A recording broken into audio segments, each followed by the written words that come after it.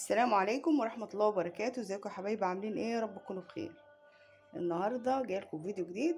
هو مش جديد قوي، عملته لكم مرتين قبل كده وطلبوه مني تاني، دي تالت مرة. دول 2 كيلو دقيق يا جماعة، ودي مية، ودي معلقة سكر ونص معلقة ملح. هحطهم هنا على الدقيق. دول 2 كيلو اهو، دخلتهم طبعا. ده كيلو وده الكيلو التاني. انا حبيت اوريهم لكم، مرمتهمش لما اوريلكم اللي هعمل ايه. دلوقتي انا هعجن الدقيق ده بالميه فقط لا غير. العجينه محتاجه ملح، نطره سكر، ميه، مش اكتر ولا اقل يا جماعه، مش اكتر ولا اقل. وهنعجنها واوريكم انا هعمل ايه بعد كده. كده يا حبايب قلبي العجينه اهي ما شاء الله اهي. انا خلصتها. دول 2 كيلو دقيق اللي انا عجنتهم. لسه بياخدوا عجين كتير يا جماعه، عجنوا على قد ما تقدروا. وهنا الصينيه فيها زيت يا جماعه، شايفين الزيت؟ كميه الزيت دي اللي انا هقرص عليها العجينه دي، هقرصها واوريها لكم. كده يا حبايب قلبي اهو انا قرصتها. ولازم تكون غرقانه في الزيت يا جماعه، لازم تكون غرقانه في الزيت زي ما انتم شايفين كده، كلها زيت. هسيبها بقى ترتاح لها ربع ساعه وارجع لكم وانا بفرد.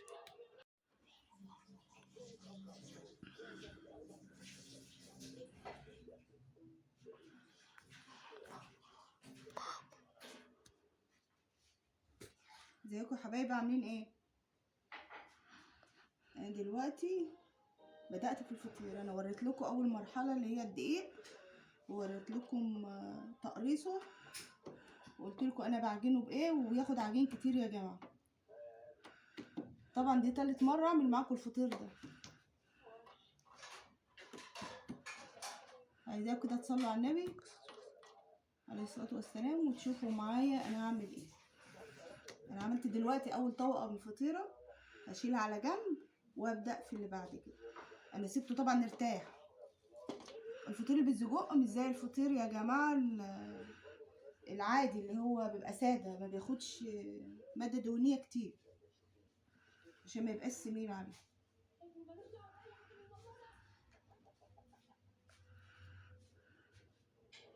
نشتغل مع بعض ونفرد على الصينيه، نقرصه على زيت، لازم يتقرص على زيت عشان يبقى سهل في الفرد. وبنفرد بزبده او زبده، ده زيت على زبده. انا استعملت المره دي زبده صفرا، مش زبده بيضه. هو نهار زيت بقى ودهون من كله.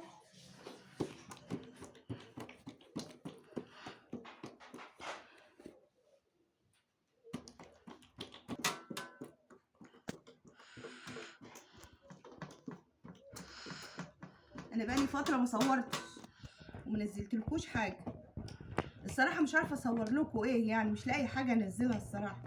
قولوا لي انتوا عايزين ايه وانا اعمله واصوره لكم. فانا لقيتكم بتحبوا الفيديوهات بتاعه الفطير، فقلت اعمل لكم وانا بعمل النهارده اصور. بس يا رب تجربوه، لو جربتوها هتعجبكم.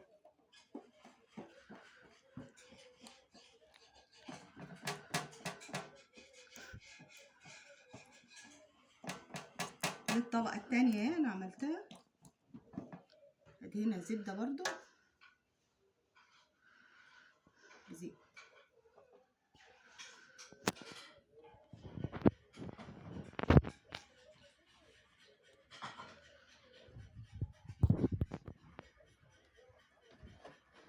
ديت اللي قبل.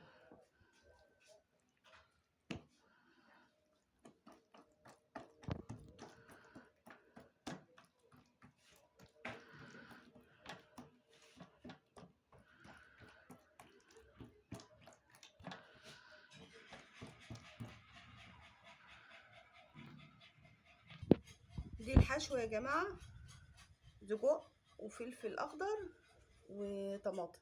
في لو حابين تعملوا معاها بصل، انا الصراحه بحب البصل، بس البصل قبل ما تحطوه علشان ما بيبقاش بيقرمش في قلب الحشو، لان هنحطه كله ني يتشوح بنقطه زيت على النار، فهم مكسلين عنه الصراحه. فانا هنعمل السجق والفلفل الاخضر والطماطم. حابين تحطوا جبن، تشكيل الجبن، حطوا تشكيل الجبن اللي عندكم، بس انا بعمل بالمتاح عندي دلوقتي.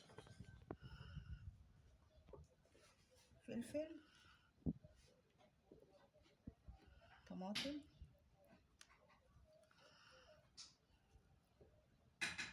السجق بتاعه.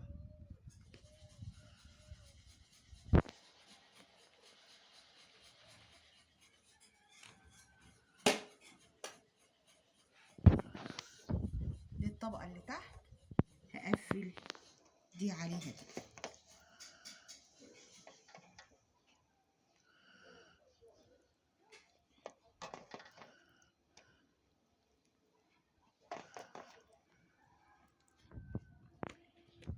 دي بقى هتتنقل على الصينية اهي.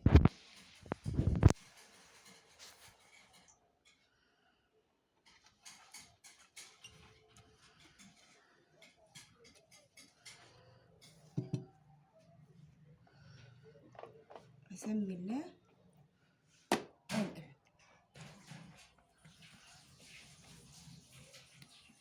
ده هيبقى حجمها يا جماعه، مش هكبر عن كده. ده الحجم اللي انا هثبته يعني، ما عودش هكبر عن كده، هسيبها بس ترتاح علشان هعمل كمان قبالها 2 في الصينيه. خليكم معايا.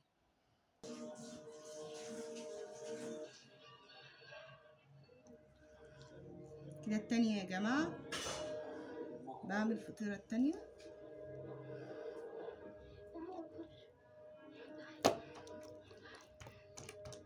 دي اللي انا كنت عملتها الاولانيه، كنت انا عملت رقه زي ما انتم شايفين كده. حط الحشو،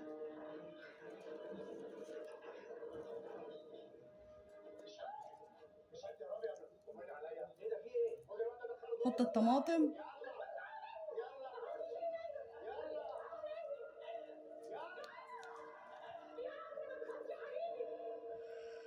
ونقفل عليه.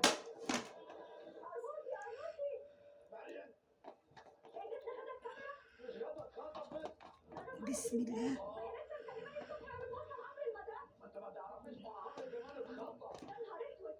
حطها بقى قبالها في الصينيه جنب اختها.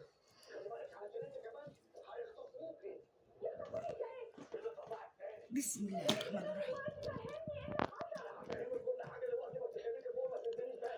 شايفين يا جماعه القلبه دي ما شاء الله تطلع مورقه وهتبقى تطلع عسل كده. بقى نشتغل التالتة اللي هتحط قبل اخواتها على الصينيه شويه عشان كده يا جماعه. خلصت هنا ال3 فطاير واوريها لكم احنا بنسوي ان شاء الله. يا جماعه انا خلصت اللي بالسجق، وهعمل لهم كام واحده حلو بالكاستر كده بالمهلبيه، وعاملين لها شربات هنعملها في الفرن وهوريكم هنكملها ازاي. انا مش هفردها قوي عشان ما تبقاش رقيقه قوي، عشان اعرف اقفل عليها.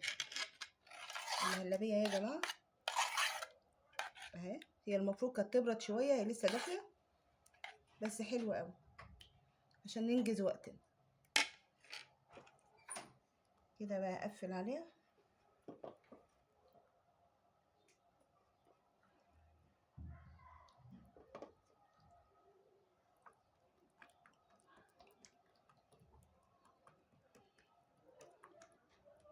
بتبقى صغيره كده. حطها هنا في الصينيه. ما شاء الله يا جماعه، هنا الفطير بتاعنا اهو اللي بالسجق طلع من الفرن، وهنا الحلو لسه بيستوي. اما يخلص هوريهولكوا تحت ان شاء الله وانا بسقي الشربات. يا جماعه هنقص اللي بالسجق عشان اوريها لكم. طبعا هو لسه سخن، لسه نازله من على السطح اهو. ما شاء الله اهو، شوفوا من الظهر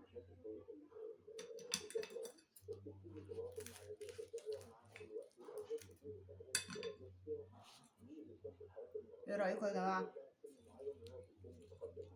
ده اللي بالسجق، ده الحلو بقى اللي محشي مهلبيه اهو. هنا ما شاء الله اهو. اللي عايز يسقيه بقى عسل بيسقيه، ده شربات بتسقيه بالشربات عادي. دي واحده بالشربات، وفي عايز باللبن بس مش هحط هنا باللبن دلوقتي.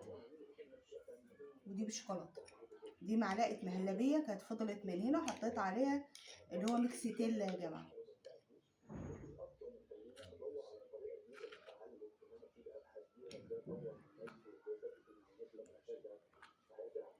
ده انتوا عارفين مين اللي هياكلها يعني، لسه جايه من الدرس بقى.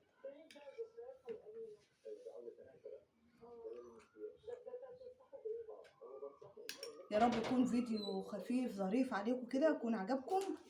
وما تنسوش تصلوا على النبي، واللي ما اشتركش معايا في القناه يشترك. يلا سلام عليكم.